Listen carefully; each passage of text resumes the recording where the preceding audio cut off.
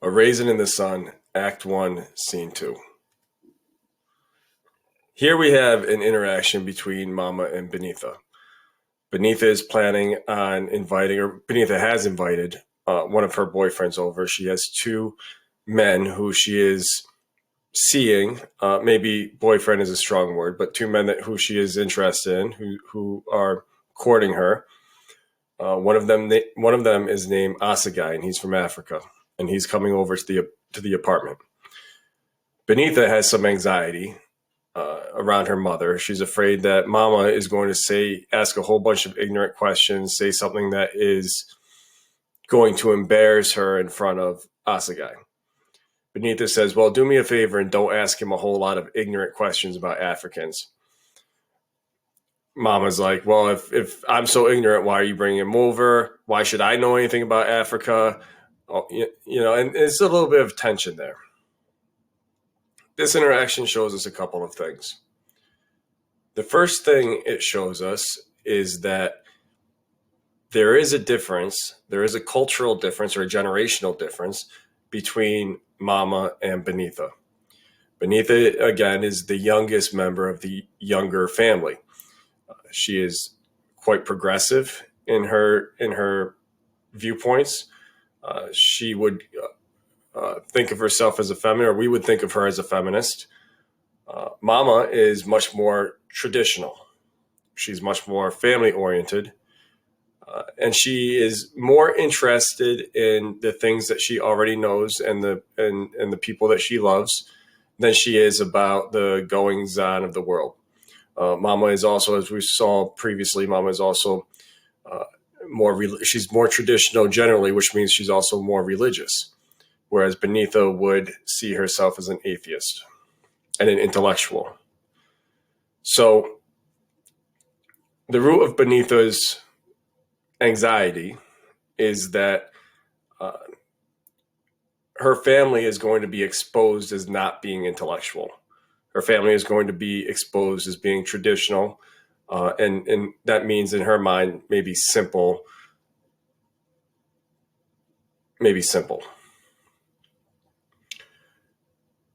So this interaction shows us that there is a cultural difference between Mama and Benita, but it also shows us that there is a cultural difference between Black people living in America, African Americans, and people from Africa. When Benita brings her other boyfriend home, his name is George, we'll see that this is yet another type of person. So it is fair to say that Black people living in Chicago in the 1950s are not monolithic. They're not all the same. They have different ways of viewing the world. They have different ways of interacting with the community, with interacting with the majority white population, if they do it all, interacting with the ideas of relationships and family and what that means, and education and money. All of these major components of life are being dealt with in different ways by the various characters of the story. And we could think of them as archetypes. We can think of them as having different personalities, of having different cultures. But pay attention to the difference between Mama and Benita, especially, but also between the younger family and Asagai, the younger family and George when he comes later in the book, in the play.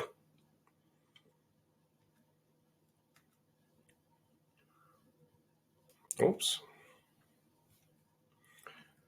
So was Benita a sophomore in college? I asked this sort of tongue-in-cheek. She is 20 years old. She might be a sophomore in college. I don't believe it says in the play what year she's at. However,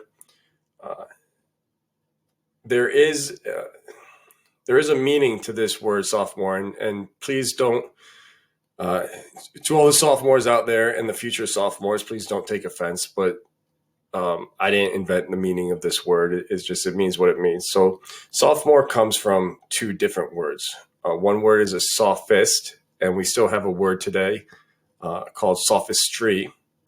And the other word is moros, meaning ignorant, and we have that word moron. So the sophomore, the more in sophomore, comes from the same root as the word moron. It literally means ignorant. Now, sophist is a little bit more complicated. In Greece, 2,500 years ago, you had a group of people who were teachers. And these teachers would charge large amounts of money to train wealthy people to make arguments and to argue successfully and to win arguments. They were called sophists, and these sophists were masters of their craft. They were masters at argumentation. As time went on, they became more like laughingstocks. Like people might call them masters sarcastically or ironically. The reason for this is because they believed that you could make an argument for anything.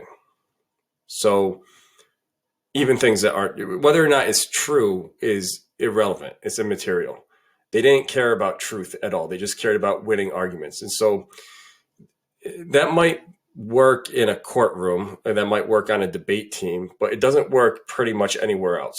Or if it does work, it shouldn't, right? Because you can't put argumentation above truth and have long-term success. So these sophists were mocked, and sophistry became a word that basically means when you try to persuade someone using deceit or trickery. So the reason why a sophomore is called a sophomore, because the idea is in your second year of school, your first year of school, you don't really know anything.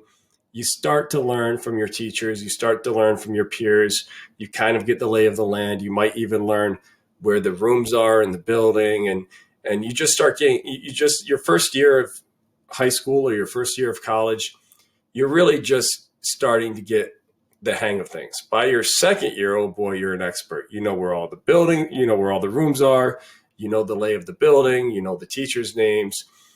You might have even learned a couple things in class, and now you think you're an expert. And that's actually where the word sophomore comes from. It comes from this idea that in your second year of school, you think you know way more than you actually do. You think you're a master of your craft, but you're really just a sophist and you're kind of ignorant. So again, I'm not calling anybody that. I'm not trying to insult anyone. I'm just saying that is actually where the word comes from. And Beneatha acts this character out. She is 20 years old. She's the only member of the younger family who is going to college. I'm not saying she's wrong about everything she says, but what I am saying is that she is very confident in everything she says. And she may be more confident than she should be. At the very least, the other members of her family, as well as Asagai, as well as George, are going to perceive her as maybe being more confident than what she should be.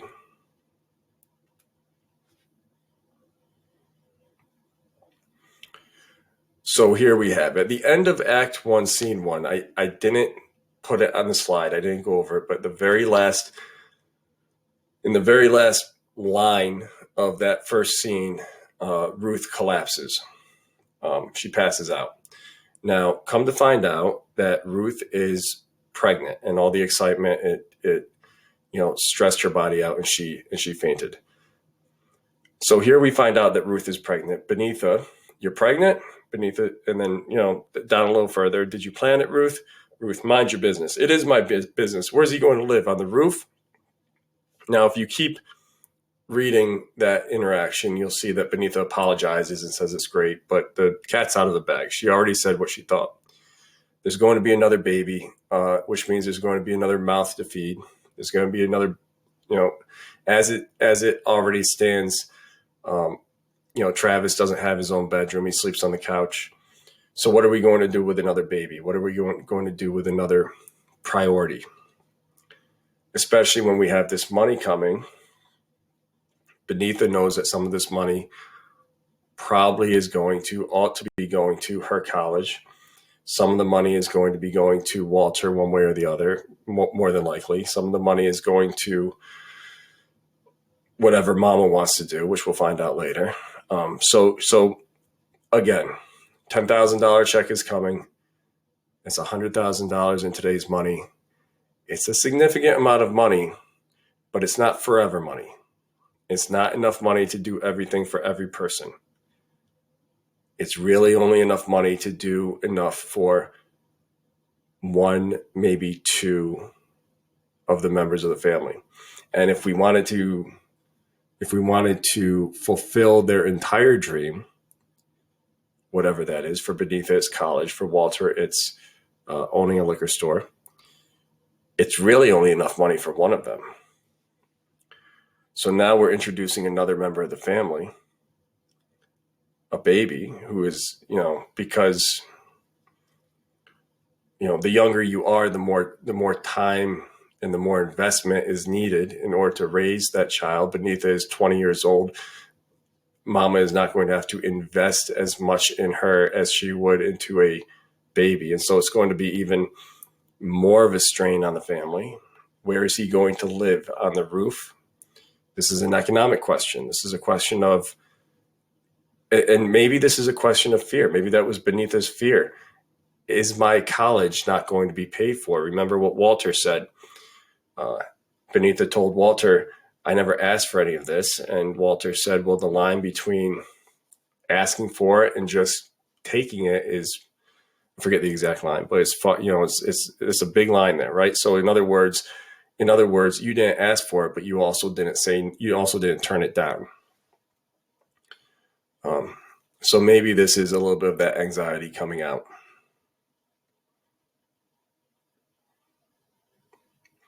Oh, here we go with Ruth apologizing. Oh no, I'm sorry. This is where Mama is looking at Ruth. Doctors say everything's going to be all right. And Ruth, yes, she says everything's going to be fine. Mama, immediately suspicious. What doctor you went to?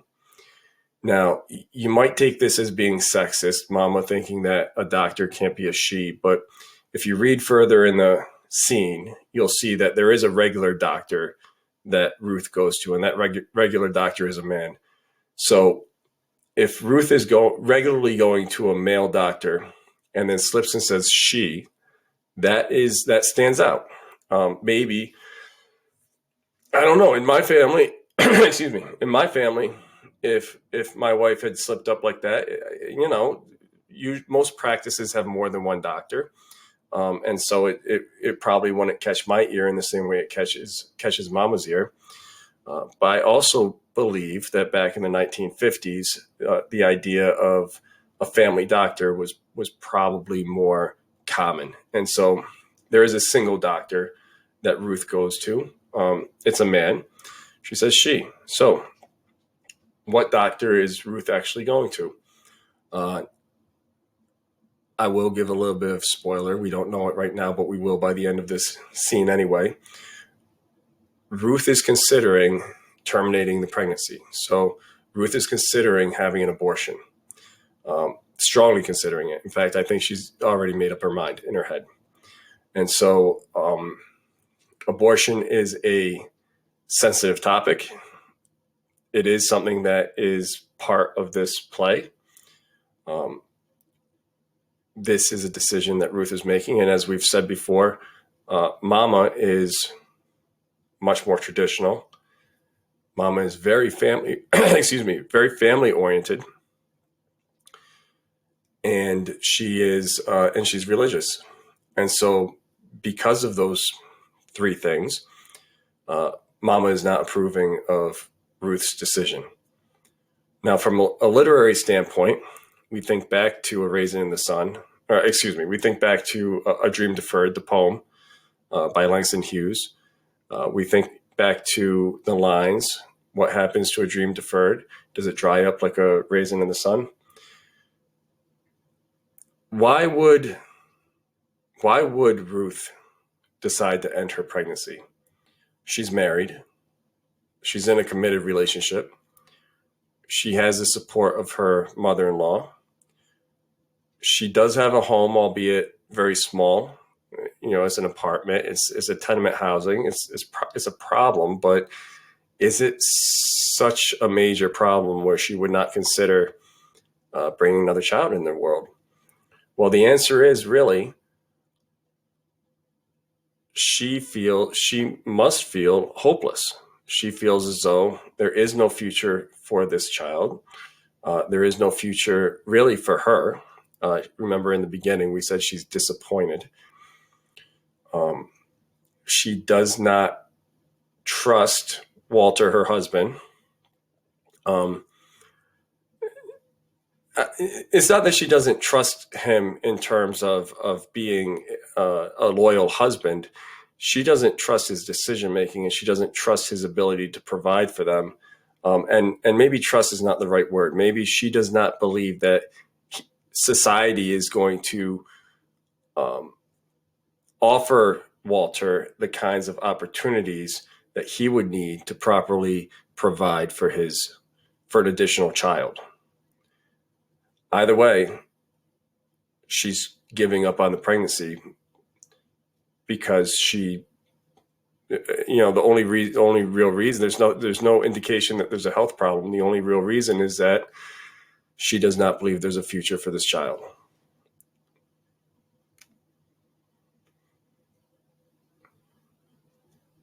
So then Asagai comes over. Remember Asagai being the fellow student. Benitha is one of Benitha's suitors. He's from Africa.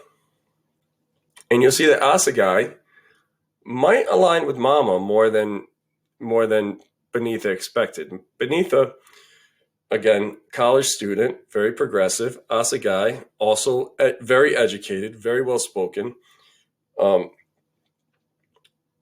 But Benitha says there could be more than one kind of feeling between a man and a woman. And Asagai says, no, between a man and a woman, there's only one kind of feeling. And of course, he's talking about romantic feelings. Benitha, I can find that anywhere. Asagai says, you know what? For a woman, this should be enough. Now, what does that mean exactly?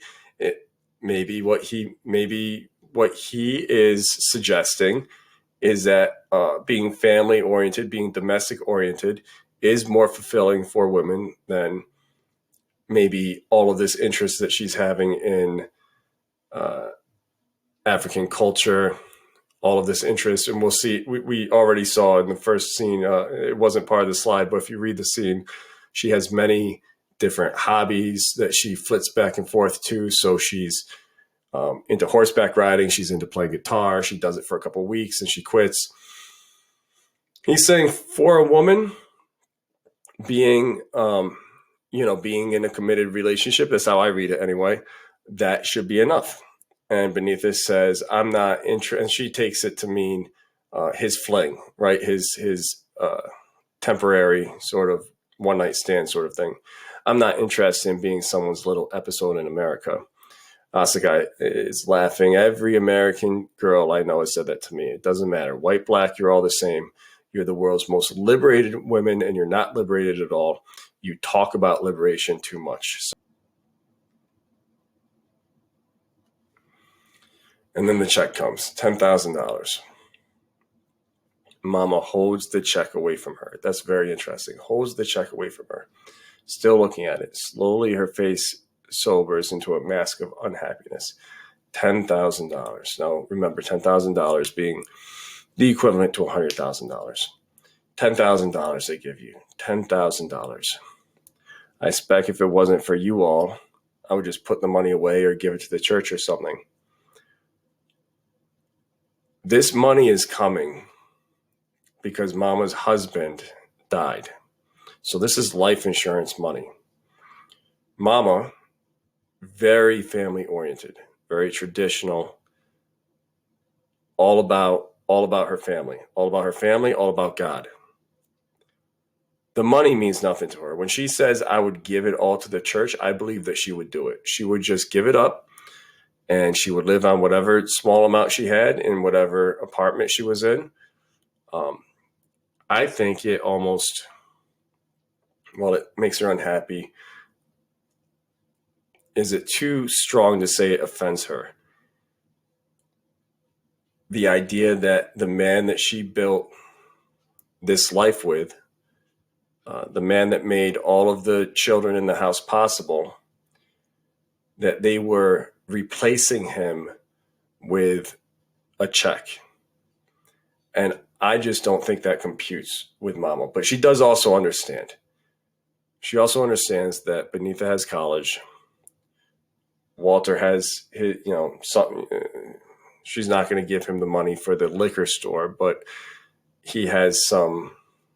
He'll have some need for some of that money. She has some plans, and she understands the utility of money. And she understands how it can help them further their position in life. But I think she just has a hard time getting over the fact that her husband is dead, and they handed her a check, and that money is supposed to represent her husband.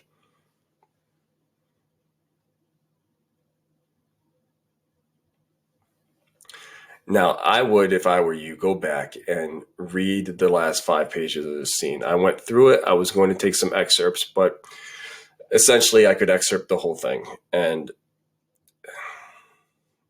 basically what happens is